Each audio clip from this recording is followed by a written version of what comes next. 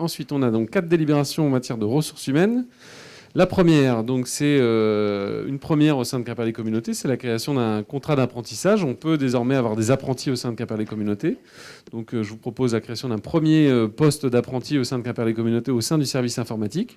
Il est possible qu'on ait un autre apprenti aussi sur un autre service dans les mois qui viennent, mais pour l'instant, on a ce premier poste de contrat d'apprentissage au sein de nos services.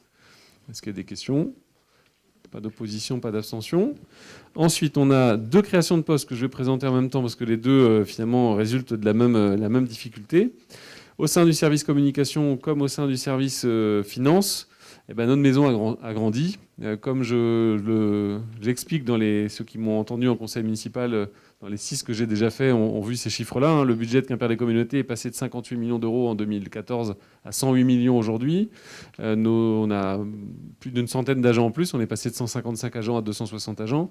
Donc forcément, notre maison, Quimper des Communautés, a grandi. Il faut gérer beaucoup plus de mandats, n'est-ce pas, mon cher Alain ? Beaucoup plus de projets d'investissement, suivi de notre patrimoine, notamment tout le patrimoine bâti, de réseaux, d'eau, d'assainissement, etc. Donc beaucoup d'opérations comptables, financières et budgétaires à traiter.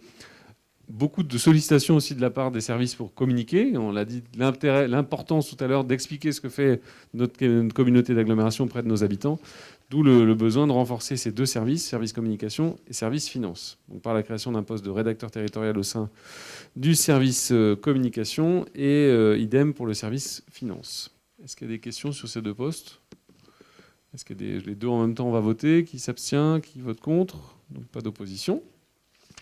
Ensuite, on a au sein du service qui s'occupe du pays d'arrêt d'histoire, donc la création d'un emploi d'animateur et avec fonction de guide conférencier. Donc là aussi, on est devenu pays d'arrêt d'histoire à l'automne dernier.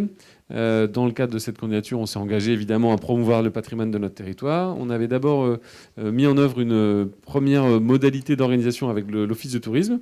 Finalement, ça n'avait pas été concluant. Donc on vous propose là de créer un emploi de guide conférencier de catégorie B au sein de notre communauté d'agglomération.